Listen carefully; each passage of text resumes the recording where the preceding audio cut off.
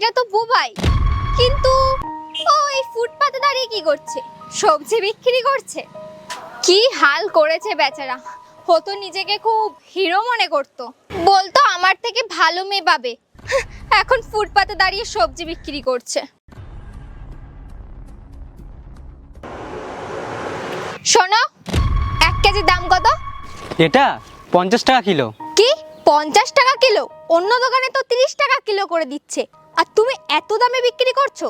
ওই আগের দিন থেকে দাম বেড়ে গেছে, এটাই দাম চলছে।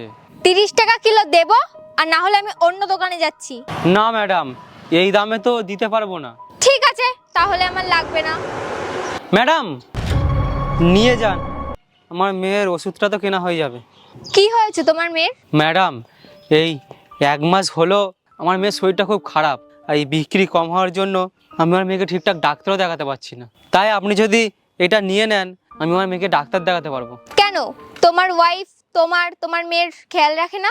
আমার বউ তো নেই, 4 বছর হলো আমাদের ডিভোর্স হয়ে গেছে, আর ও আমাকে ছেড়ে চলে গেছে। I am so sorry. তুমি এক কাজ করো, এই যা সবজি আছে সব প্যাক করে দাও তুমি আমাকে। হ্যাঁ ম্যাডাম, এক্ষুনি দিচ্ছি। এই নিন ম্যাডাম। এই নিন 500 টাকা। 500 টাকা? ম্যাডাম আমার কাছে তো খুচরো নেই। না না, দিতে হবে না, তুমি রেখে দাও। ধন্যবাদ ম্যাডাম, আপনাকে অনেক অনেক ধন্যবাদ। আচ্ছা, আমি তোমাকে একটা কথা জিজ্ঞাসা করব। তোমার ডিভোর্স কেন হয়েছিল? তোমাকে দেখে তো অনেক শিক্ষিত লাগছে, আর তুমি তো অনেক খাটুনতো লোক। আমার তো মনে হয় তোমার ওয়াইফ তোমাকে ডিজার্ভ করে না। না ম্যাডাম, ও তো খুব ভালো ছিল, মনে হয় আমরা দুজন দুজনকে বুঝতে পারিনি, এই কারণে ও আমার কাছে চলে গেছে। যদি আমি ওকে ফিরে পেতাম, ওকে আমি বলতাম ওকে আমি কতটা ভালোবাসি, ওকে আমি এখনো ভুলতে পারিনি।